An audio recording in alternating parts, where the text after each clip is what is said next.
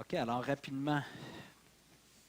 Donc, il y a 2 semaines, on avait parlé justement du fait que on a réfléchi sur la gloire de Dieu, le fait que Dieu est glorieux, le fait que Dieu fait tout lui-même pour sa gloire, le fait que Dieu ne veut pas partager sa gloire avec personne d'autre. Puis on a vu aussi les séraphins qui se criaient l'un à l'autre dans la vision qu'Ésaïe a eue au chapitre 6. Saint, Saint, Saint est l'Éternel des armées. Toute la terre est pleine de sa gloire. La semaine passée, on a réfléchi sur le fait que nous, les êtres humains, on a été créés à l'image de Dieu. Puis la Bible nous dit que l'homme est la gloire de Dieu sur la terre. Donc l'être humain, portant l'image de Dieu, c'est nous qui sommes la gloire de Dieu sur la terre. Malheureusement, en raison du péché, donc la Bible nous dit dans Romains 3, 23, car tous ont péché, ça c'est tout le monde sans exception, sauf Jésus. Évidemment, la Bible nous dit que Jésus n'a jamais commis de péché, car tous ont péché et sont privés, pas d'accès à la gloire de Dieu.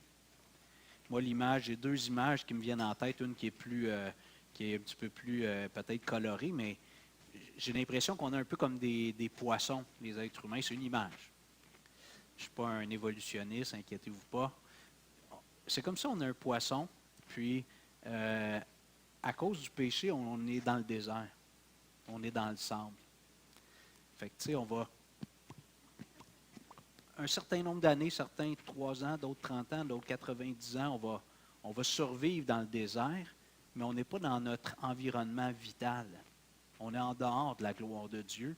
Puis on a été créé à la base pour la gloire de Dieu. Donc, ce que Dieu veut faire, c'est prendre le petit poisson dans le désert à travers Jésus, puis le remettre dans l'océan de sa gloire. Puis quand on accepte le Seigneur, c'est ça qui se passe. On découvre la vie. On se dit, aïe, j'avais jamais vu telle chose comme ça. C'est comme ça qu'on commence à vivre enfin. Donc, à cause du péché, on doit reconnaître que nous sommes tous exclus de la gloire de Dieu. Et ce que Dieu veut faire en Jésus-Christ, c'est nous prendre puis nous remettre dans l'océan de sa gloire, en relation avec lui.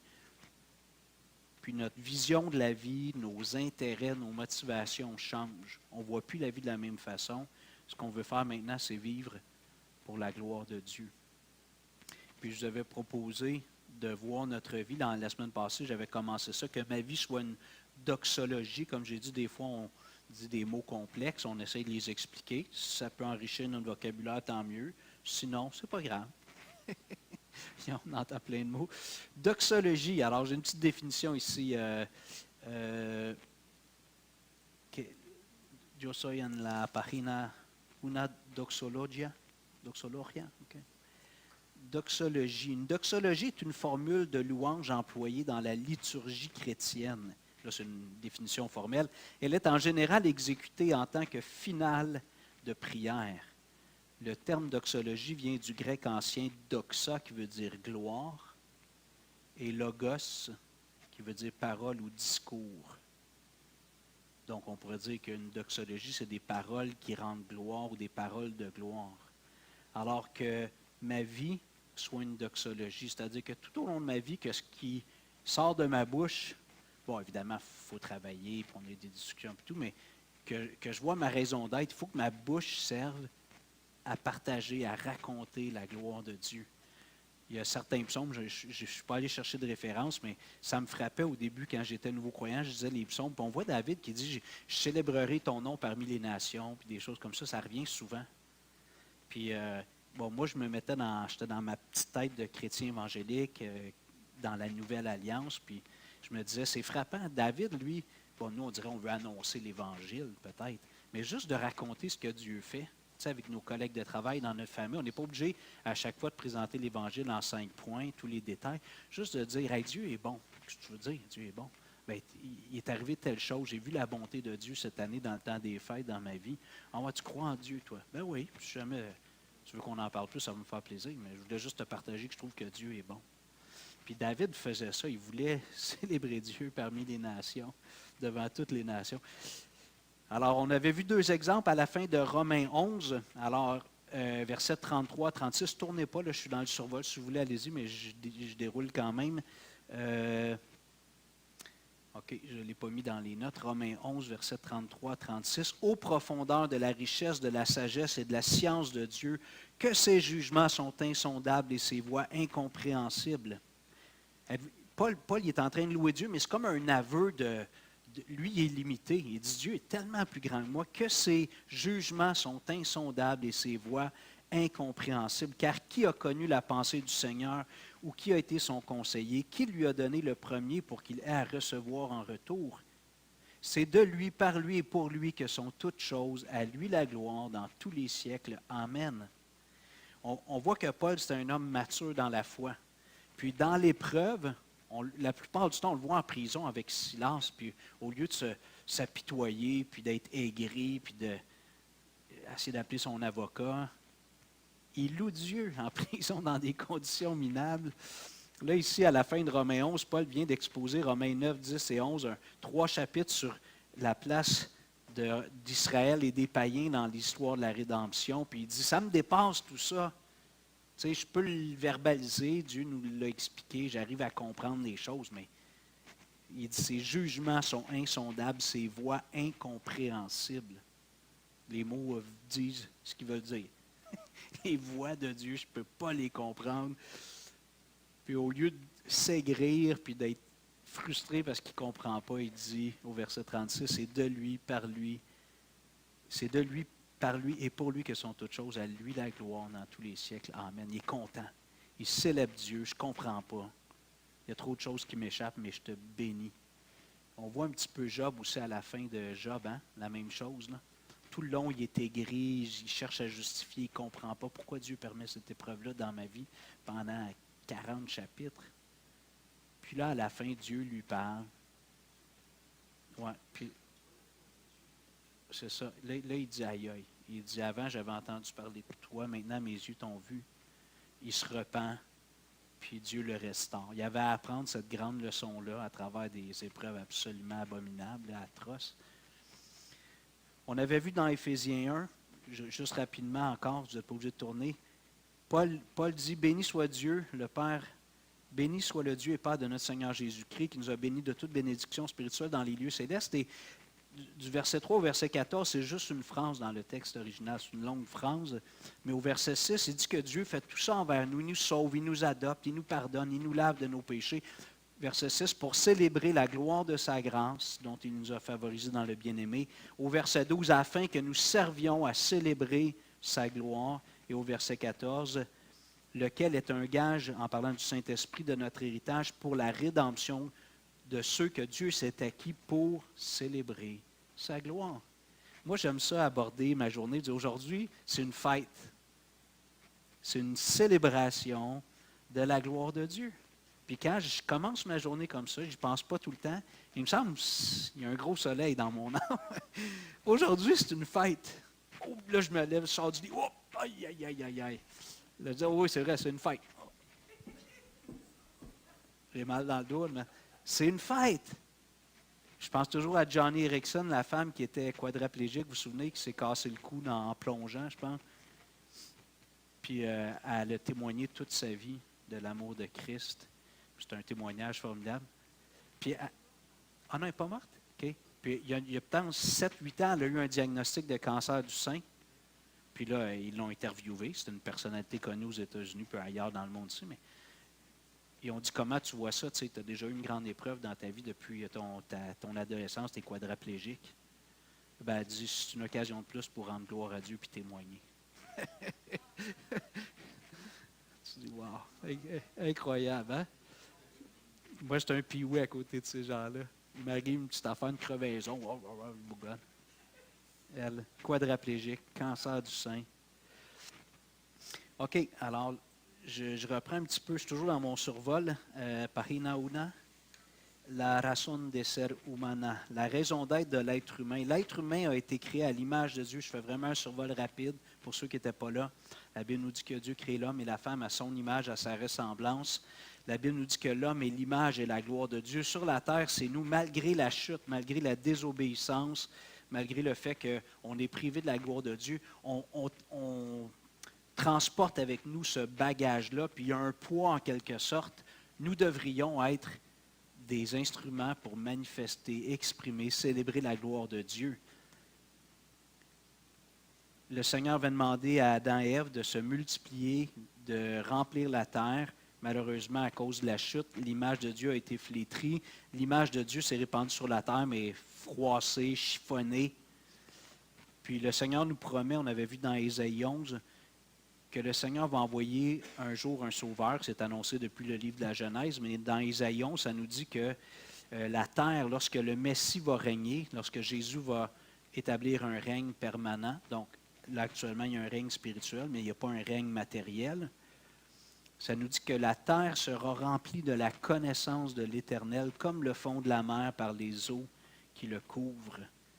Et c'est ce qu'on a perdu, les êtres humains, à cause du péché. On a perdu cette connaissance de Dieu. On vient au monde et on n'est pas intéressé vraiment par Dieu, même si on peut avoir certaines affections religieuses. Puis là, au verset 10 de Ésaïe 11, le Seigneur dit « En ce jour-là, le rejeton d'Isaïe, c'est-à-dire le Messie, sera là comme une bannière pour les peuples. » On chantait tantôt, nous voulons voir Jésus élevé comme une bannière. Les nations se tourneront vers lui et la gloire sera sa demeure. Ça va être merveilleux. J'espère que tu vas faire partie de ce peuple-là, qui va célébrer Jésus.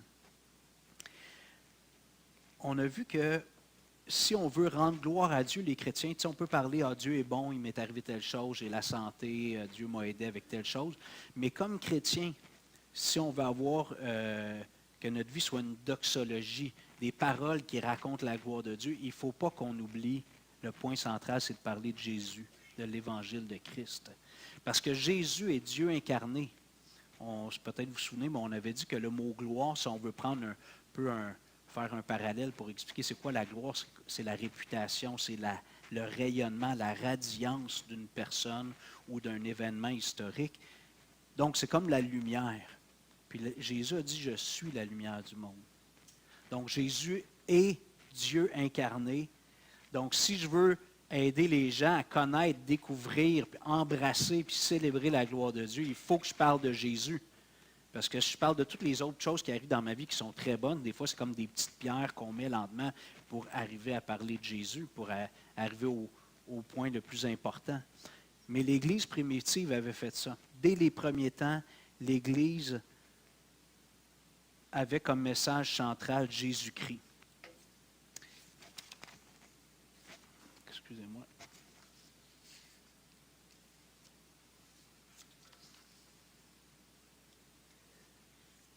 OK, Romains, je vais vous inviter à tourner, s'il vous plaît, dans Romains 8.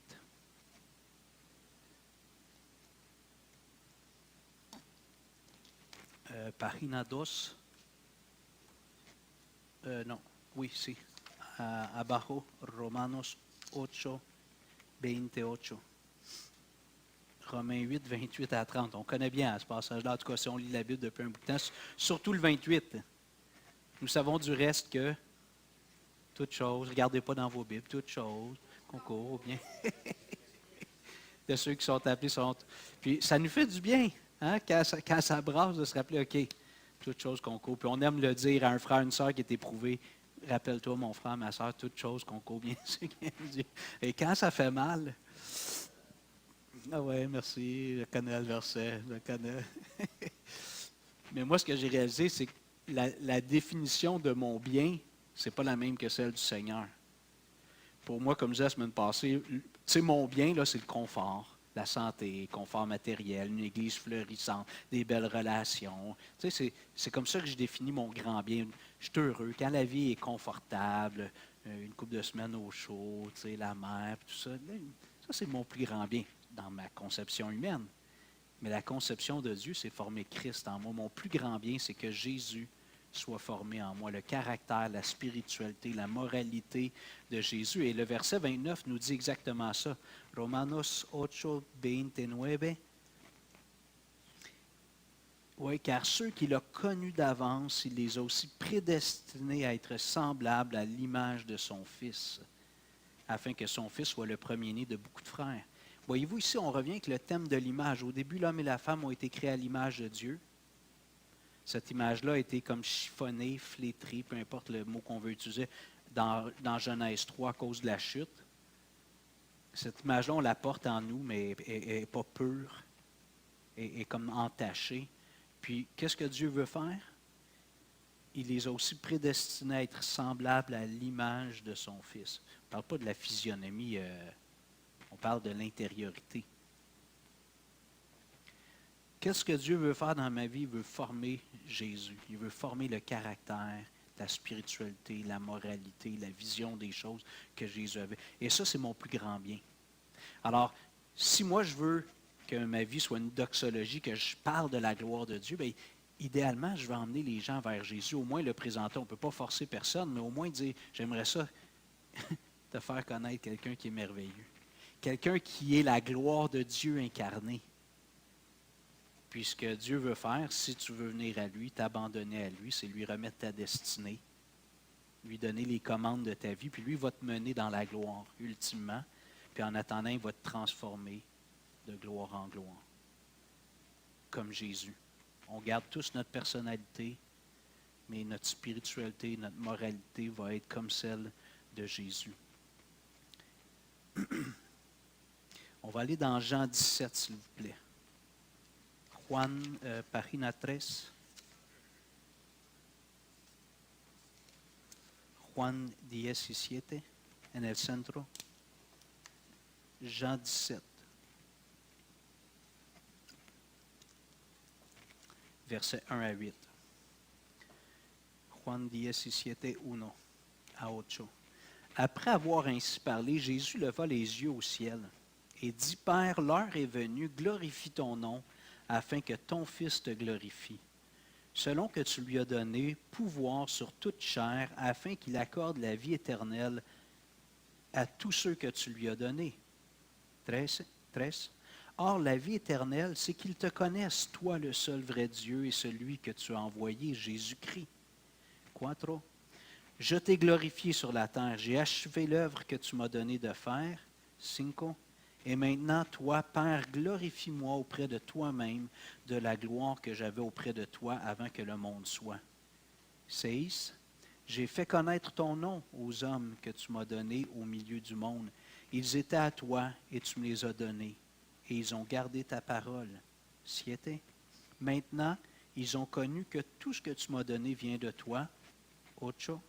Car je leur ai donné les paroles que tu m'as données, et ils les ont reçues, et ils ont vraiment connu que je suis sorti de toi, et ils ont cru que tu m'as envoyé. Intéressant, Jésus dit au verset 1, versiculo 1, après avoir ainsi parlé, Jésus leva les yeux au ciel et dit, c'est la prière qu'on appelle des fois sacerdotale, la grande prière vers la fin avant de mourir que Jésus a faite. Père, l'heure est venue, glorifie ton Fils afin que ton Fils te glorifie. Puis au verset 4, versiculo 4, je t'ai glorifié sur la terre, j'ai achevé l'œuvre que tu m'as donnée à faire. Intéressant, Jésus dit, la façon que j'ai glorifié le Père, c'est en accomplissant l'œuvre qu'il m'a donné de faire. Et là, Jésus, il arrive, là, c'est le point où tout va basculer, il va se faire arrêter, on va le crucifier, il va mourir. Puis Jésus voit ce moment-là comme la culmination. Il dit, ça arrive, ce temps-là, il s'en vient, là. Glorifie-moi. Moi, je t'ai glorifié. Fait que je méditais là-dessus, je me disais, c'est quand même touchant, puis ça me fait réfléchir. Jésus savait que ce que le Père s'attendait de lui, c'est qu'il soit obéissant jusqu'à la mort de la croix. Puis quand Jésus a été crucifié, il a vraiment glorifié Dieu. Donc, par l'œuvre que Jésus a accomplie, il a glorifié Dieu, puis il dit, Père, maintenant, rends-moi cette gloire que j'avais avec toi avant de venir sur la terre, prendre une forme humaine beaucoup plus modeste, moins radieuse. Pas que Jésus n'était pas radieux, mais il a accepté de mettre une enveloppe extérieure qui limite un peu la perception qu'on a de sa gloire. Alors Jésus voyait la culmination de sa vie comme une expression de la gloire de Dieu. Il glorifiait Dieu. Et après ça, Jésus a demandé aux disciples, si on va au chapitre 20, Juan 20, versiculo 21 et 22, Jean 20, 21.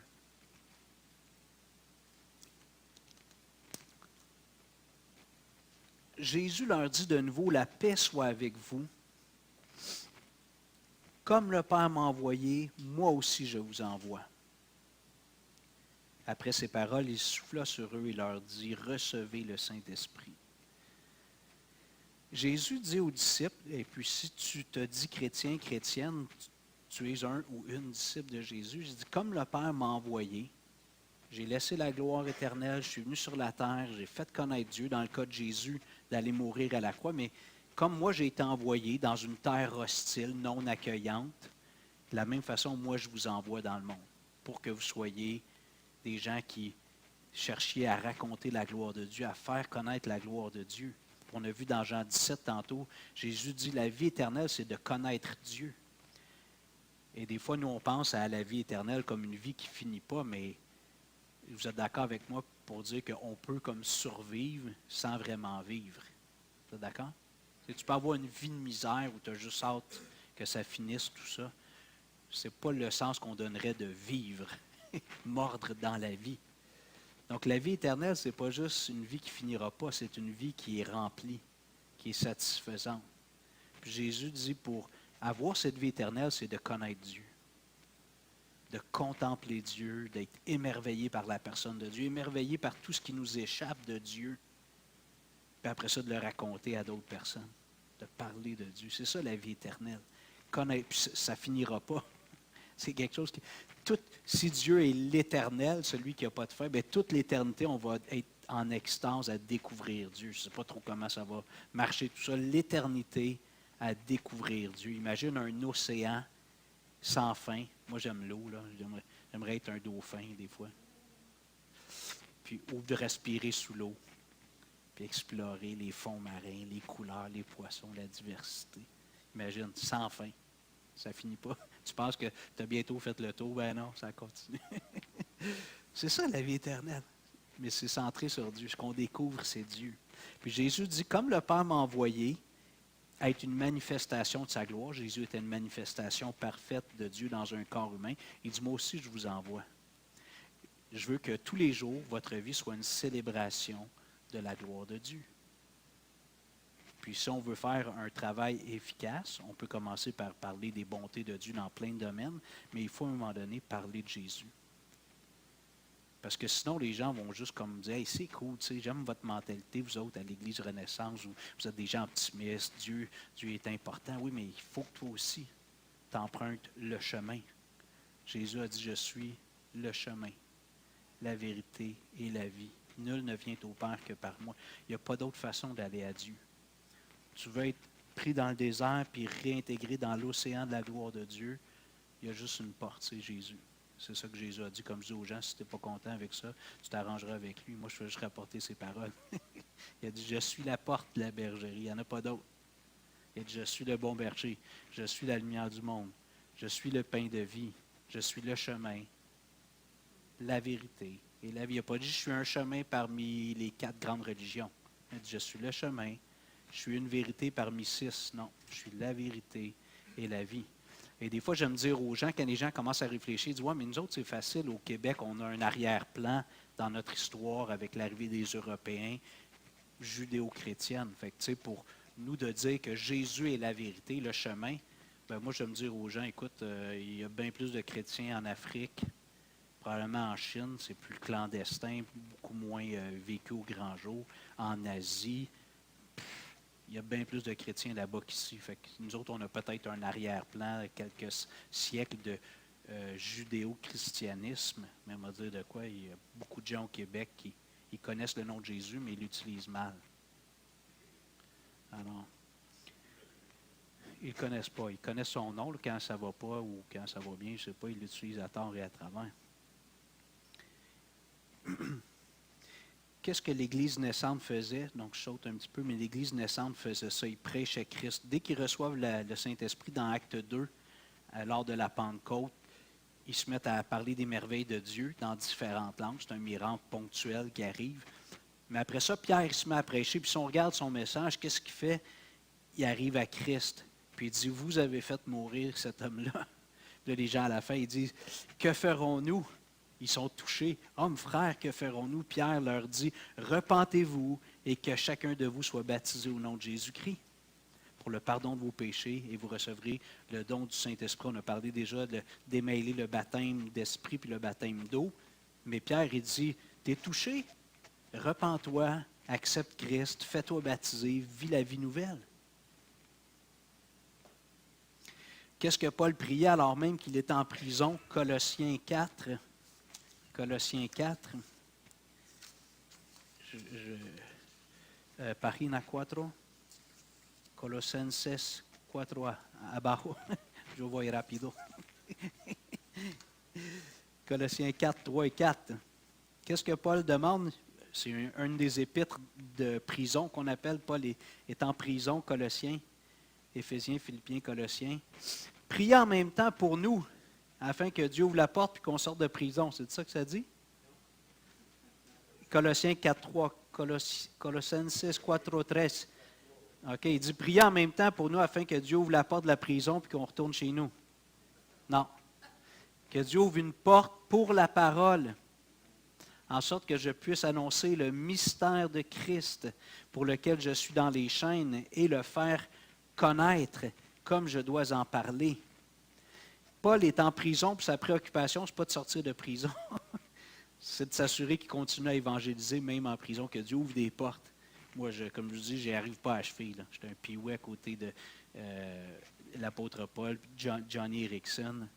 Ce qui est intéressant ici, c'est qu'à la fin du verset 4, le mot que Paul utilise lorsqu'il dit le faire connaître, c'est phanéro. Puis le mot phanéro, c'est un verbe qui veut dire manifester. Tu sais, va chercher le fan, là. On a un fanal. C'est comme de mettre en lumière. Et ça, c'est mon deuxième point que je vais faire en formule accélérée. Que ma vie soit une doxophanie. Bon, j'ai l'air peut-être de faire le fin finaux. J'ai inventé un mot. Alors, je ne sais pas s'il va se perpétuer, mais comme doxologie, c'est des paroles qui racontent la gloire de Dieu. Et doxophanie, c'est des actions, des manifestations de la gloire de Dieu. J'aimerais qu'on aille dans Jean chapitre 2, s'il vous plaît. Proxima Parina 5. Juan 2, 11. Juan 2, 11. Jean 2, 11.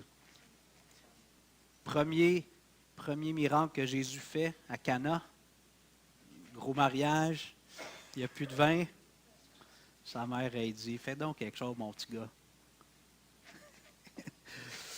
Tel fut, Jésus change l'eau en vin. Puis c'était du bon vin, un grand cru finalement. L'autre, il dit, hey, d'habitude, on sert le bon vin au début, puis la piquette à la fin, quand les gens sont réchauffés et qu'ils ne l'apprécient plus, on sert le vieux vin pas bon, mais toi, tu nous sers le bon vin à la fin. Jésus avait fait un grand cru à partir des vases d'eau. Tel fut à Cana en Galilée le premier des miracles que fit Jésus. Il manifesta sa gloire et ses disciples crurent en lui. Donc Jésus, on en a parlé déjà, avait cette capacité divine de faire des miracles à profusion. C'est Dieu incarné. Mais par cette œuvre-là, il a manifesté sa gloire. Dieu, les disciples ont vu quelque chose puis ils ont cru en lui. Il a dit qu'il est vraiment spécial. Ce n'est pas un grand enseignant comme les autres. Il peut changer l'eau en vin, évidemment. Jésus va faire une tonne d'autres miracles. Lorsqu'on vient à Christ, Dieu nous prend des ténèbres puis il nous emmène dans sa lumière. Puis il fait de nous maintenant des petites lumières. On va lire, s'il vous plaît, Colossiens 1. Colossenses 1, 12 à 15. Colossiens 1, 12.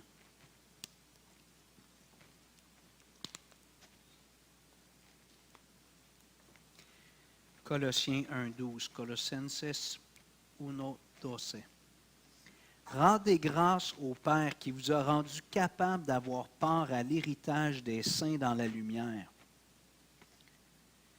13. Qui nous a délivrés de la puissance des ténèbres et nous a transportés dans le royaume du Fils de son amour ou de son Fils bien-aimé. 14. En qui nous avons la rédemption, la rémission des péchés. 15. Il est l'image du Dieu invisible, le premier-né de toute la création. C'est riche, hein? Paul, il dit aux chrétiens, en fait, le temps de verbe, ça serait mieux traduit par rendant grâce au Père plutôt qu'un impératif. C'est un participe présent. Rendant grâce au Père, qui vous a rendu capable d'avoir part à l'héritage des saints dans la lumière, qui nous a délivrés de la puissance des ténèbres. Si je prends le texte, puis on fait juste une réflexion sur les mots, Paul est en train de dire, quand tu ne connaissais pas Christ, tu vivais dans les ténèbres spirituelles. Tu vivais dans les ténèbres. Et quand Dieu est arrivé dans ta vie, tu as découvert Jésus, Dieu t'a pris, il t'a arraché de la puissance des ténèbres, puis il t'a transporté dans le royaume du Fils de son amour, un monde de lumière, un royaume de lumière. Jésus est la lumière du monde.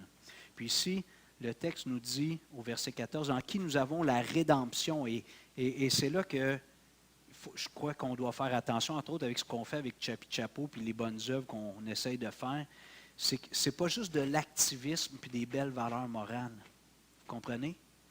Si on va dire qu'ici à l'Église, on ne s'assurait pas que les gens comprennent bien l'Évangile, puis les gens aiment Chapi Chapeau, ils viennent, puis ça grossit, on espère, puis ils deviennent membres à l'Église, puis tout ça, ils s'impliquent à l'Église, mais qui n'ont pas compris comment tu fais pour passer des ténèbres à la lumière. On va devenir une genre d'organisation humanitaire. Puis il y a beaucoup d'organismes chrétiens, la Croix-Rouge, l'Armée du Salut, si on a de la misère un petit peu. Puis je pourrais en nommer d'autres, les YMCA, c'était évangélique. Okay? C'est des chrétiens qui ont parti ça pour les jeunes hommes qui sortaient de la drogue, qui sortaient d'une vie de misère. Ils les hébergeaient pour un temps, ils faisaient des études bibliques avec eux. Puis finalement, ça devient juste une œuvre humanitaire. Donc, il faut que dans ce travail-là, quand Dieu rapproche une personne de l'Église, ici, qu'on l'accompagne vers Christ. Puis qu'est-ce que Christ a fait? Le texte nous dit au verset 14, « En qui nous avons la rédemption. » Le mot rédemption, ça veut dire un rachat. Ça veut dire qu'avant, tu appartenais à quelqu'un d'autre, puis Jésus t'a racheté. C'est ça que ça dit. Et là, si on lit les Écritures, on appartenait à qui? Au diable. Jésus dit aux pharisiens, votre père, c'est Jésus qui dit ça. Le bon Jésus avec les yeux bleus, les cheveux blonds, c'est Jésus de Nazareth. Tout doux, tout gentil. Hein?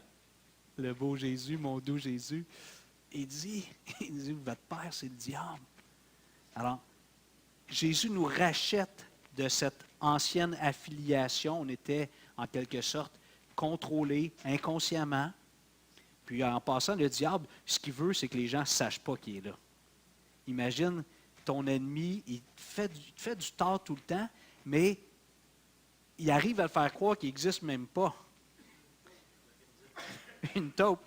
Imagine, tu viens avec quelqu'un, il te fait des crocs en jambes, il te pousse, il met du tabasco sur tes toasts. Il te fait la misère tout le temps. Il est là, tu devrais le voir, mais il a réussi à te faire croire comme qu'il n'est pas là. Il te pousse dans le mur. Puis là, quelqu'un dit, il doit y avoir quelqu'un qui te fait du tort. Mais non, il n'y a personne. Imagine, le diable, quand il peut réussir à me faire croire à quelqu'un qui n'existe pas puis qui n'est pas à l'œuvre, il est super content. Il y a les coups des franges. Vous comprenez? La Bible nous parle dès Genèse, chapitre 3, du serpent qui vient, qui tente la femme, l'homme qui suit, tout ça. C'est là à travers toute la Bible. Un jour, à la fin, Jésus va le prendre, il va l'attacher. Il va ouvrir le couvercle, il va l'envoyer dans les temps de feu. C'est ça que la Bible nous dit, lui et toute sa gang. C'est ça que la Bible nous dit. Un jour, on va être débarrassé. André, il ne l'aime pas, hein, le diable? Ah, des fois, tu lui parles. Tu lui dis, il ne m'aura pas. Tu sais, des fois, tu me dis ça quand le diable, ça ne va pas. Là, tu sais, lui, lui, il t'haït, puis toi, tu l'aimes. Ah oui, c'est ça, tu dis, je l'haïs, lui, l'adversaire. OK, alors, la Bible nous dit, si on était dans Colossiens, que Dieu nous prend, il nous délivre, il nous rachète la rédemption, la rémission des péchés. L'idée de remettre une dette, ça veut dire que tu vas chez le banquier, puis tu as fait des folies, tu as chargé tes cartes de crédit, tu es endetté comme ça ne va pas bien. Puis là, tu t'apprêtes à venir faire faillite, remettre tes clés. Puis là, le bon banquier s'est levé du bon pied ce matin-là. Il dit, mon cher monsieur Lavoie, il dit, j'ai un élan de générosité aujourd'hui, j'efface vos dettes. Je vous remets vos dettes. C'est merveilleux, ça. Puis là, Julien se met à pleurer, Paulette aussi. Puis là, il veut faire des gros colleux. Il dit, non, restez assis, j'ai pas fini. Il dit, ouvrez votre livret de banque. Il regarde dedans, puis il y a 5 millions en plus. Ça, c'est l'amour de Dieu. Mais Dieu, ce n'est pas 5 millions, c'est 5 trilliards. Il efface toutes tes dettes à travers Jésus, puis il met sur ton compte la justice parfaite de Christ. Tu deviens un enfant d'adoption, un fils, une fille du roi des rois. Tu vas hériter la gloire avec Jésus, c'est merveilleux. Ça, c'est Dieu. Alors, c'est ça que Dieu fait quand tu ouvres ton cœur au Seigneur, la rémission des péchés. Puis là, Paul, je suis toujours dans Colossiens 1, 15, il est l'image du Dieu invisible, le premier-né de toute la création. Donc, dans la nouvelle création, Jésus est le premier. Le premier en supériorité, c'est notre grand frère, le chef de tous les enfants de Dieu. Mais c'est aussi le premier-né comme le prototype. Jésus, après sa mort, il est ressuscité, il est allé au ciel, puis il a eu un corps glorifié. Puis des fois, les gens le reconnaissent, des fois, ils ne le reconnaissent pas. C'est un peu intriguant, mystérieux, mais à Dieu soit la gloire, je n'ai pas à questionner tout ça. Mais Jésus est le premier-né de cette nouvelle humanité. Ce que Adam a été pour tous les êtres humains, Jésus l'est pour tous les enfants de Dieu. Quand tu viens à Christ, tu renais intérieurement, ton intériorité t'est renouvelée intérieurement, c'est la nouvelle naissance. Quand tu reçois le Saint-Esprit. Et un jour, Jésus va nous donner un nouveau corps aussi. Eddie va nous en parler bientôt quand je vais finir mon travail. 1 Corinthiens 15. Matthieu 5, je finis bientôt. Matteo 5, 14. Ça, je sais, je suis tannant. Je reviens souvent avec ça. Il y a des passages comme ça. Si vous me trouvez tannant, vous n'avez pas fini. Matthieu 5, 14 à 16. Matteo 5, 14. Vous êtes la lumière du monde. Jésus parle aux enfants de Dieu, aux disciples. Vous êtes la lumière du monde. Moi, des fois, je me regarde, je trouve que je ne suis pas une lumière, mais je me pie au Seigneur. Vous êtes la lumière du monde. Une ville située sur une montagne ne peut être cachée et on n'allume pas une lampe pour la mettre sous le boisseau, mais on la met sur le chandelier. Elle éclaire tous ceux qui sont dans la maison. Que votre lumière luise ainsi devant les hommes, afin qu'ils voient vos bonnes œuvres et qu'ils glorifient votre Père qui est dans les cieux. Moi, j'aime les enseignements de Jésus. Souvent, c'est simple, c'est souvent des métaphores, mais combien riches. Et il dit, vous, les disciples, mes disciples, les enfants de Dieu, vous êtes la lumière du monde. Puis il dit, on n'allume pas une lampe pour la mettre en dessous de la table. On la met à une place pour qu'elle éclaire toute la pièce. Et là, ici, il y a une leçon pour nous comme chrétiens, mais comme Église. Il faut que l'Église s'exhibe. Vous comprenez? Il faut qu'on se fasse connaître. Puis comment on va le faire ici? Il dit que votre lumière luise ainsi devant les hommes afin qu'ils voient vos bonnes œuvres, des bonnes actions, des beaux gestes. Parce que quand on fait juste parler, puis qu'on fait juste parler de Jésus, mais que nos actions ne suivent pas, quand on fait juste parler et que nos actions ne suivent pas, ça éloigne les gens. Avez-vous remarqué? On devient comme des moralisateurs religieux, puis des gens qui se pensent meilleurs que les autres. Mais quand nos actions suivent notre message, nos paroles, ça donne de la crédibilité. Grand parleur, petit faiseur, où tes actions parlent tellement fort que j'entends pas ce que tu me dis. Ou en bon québécois, il faut que tes bottines suivent tes babines. Il faut que tes bottines, tes actions suivent tes babines, tes paroles.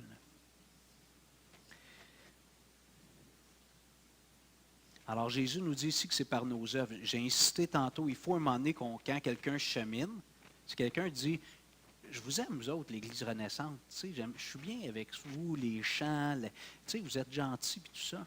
À un moment donné, il faut lui dire, on aimerait ça t'emmener aux prochaines étapes, next level. On ne veut pas juste être des bonnes personnes. On ne veut pas juste être ça. Dans le sens... Ça va-tu, Michel? Hein? Ah oui, il y a des véhicules qui te bloquent? OK. Je finis bientôt, là. OK. On va faire ça. On va mettre des chars dans l'entrée. On va bloquer tous les dimanches, comme ça. Jusqu'à 2 heures. Là, j'ai perdu mon fil. Michel. Non, c'est pas grave. C'est moi qui t'ai posé une question. Ah oui, on veut inviter les gens à aller à l'autre niveau. Parce que, vous vous souvenez, Jésus, quand il est devant la foule, puis il les nourrit, hein, il fait des miracles, il nourrit les foules, il multiplie les pains, mais quand Jésus regarde la foule, ce qu'il voit vraiment, c'est des brebis, des âmes languissantes et abattues, comme des brebis qui n'ont pas de berger.